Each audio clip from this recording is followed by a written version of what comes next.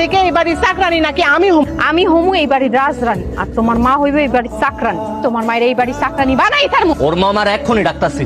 মামা, আপনার ভাগ্নের কত বড় সাহস, সে কয় কি আমার মা তার নিজের বাড়িতে চাকরানি হয়ে থাকবে। ওর কত বড় কলিজা, ও আমারে কাজের বুয়া বানাইতে চায়। এখন থেকে আপনার নিজের বাড়িতে নিজের কাজগুলো করবেন, যাতে শরীর ভালো থাকবো, মনও চাঙ্গা থাকবে। একটু পরে আমি ভুইলা যামু যে সে আমার মামা শ্বশুর, আর এটা যদি আমি ভুইলা যাই তখন কিন্তু একটা জাতা করে ফেলামু। তোমার মায়ের এই বাড়ির চাকরানি আমি বানাই ছাড়বো, এইটাই ফাইনাল। বৌমা, এইসব খাবার আপনার পেটে হজম হইব না। তুমি কিন্তু আমার ধৈর্যের সীমা লঙ্ঘন করতেছো। এই ছোট লোকের বাচ্চা, তোর এত বড় সাহস, তুই আমার মার সামনে থেকে ভাতের প্লেট কেড়ে নিছস। যার বাড়িতে থাকোস, যার বাড়িতে খাস, তারই কইতাছস দুটা খাবার খাইতে। শিপাড়াপাড়ি করলে এখন এই তরকারির ঝোল আর টাইল উড়ায় আমার মুখ। আমার ভাগ্নি মনে মনে একটা আশা করছে, সে আশাটা পূরণ করতে দিবা না?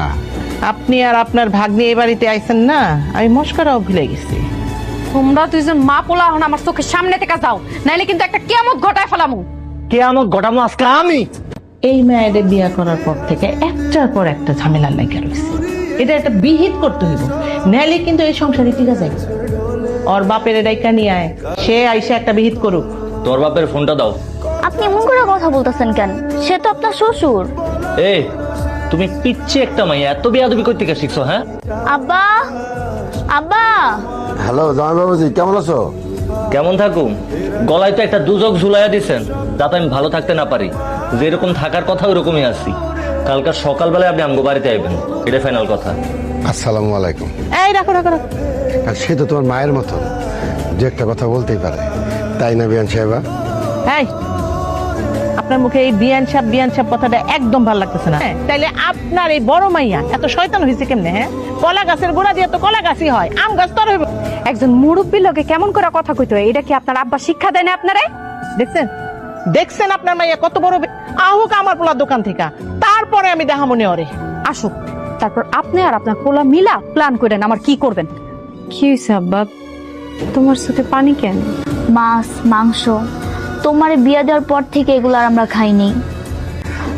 ঋণের যন্ত্রণায় আমার সব শেষ হয়ে গেল। আপনার মায়ের কীর্তিকলাপ সবই তো শুনলেন, এগুলো শোনার পর আপনি নিজেই মাথা তুলে তাকাইতে পারতেছেন না। তাইলে বুঝেন এতদিন আমি আর মায়ের উপর কি অতিষ্ঠ নির্যাতনটা করছে। আপনার মায়ের যদি কিচ্ছু কইতে যাইতাম, তাইলে কইতো কি আমি তার বাপের যৌতুকের টাকায় কেনা গোলাম। আর যদি প্রতিবাদ করতে যাই, তাইলে অত্যাচারের কোনো শেষই নাই। আমার জীবনে সবচাইতে বড় একটা ভুল কি জানেন? মামা রে আমগো বাড়িতে ডাক দিয়ে নিয়ে আসা। আপনি যদি ঠিকঠাক মতো আপনার মায়ের বিচার না করেন, তাহলে কিন্তু আপনার মায়ের এই বাড়ি থেকে বাইর করে দিব।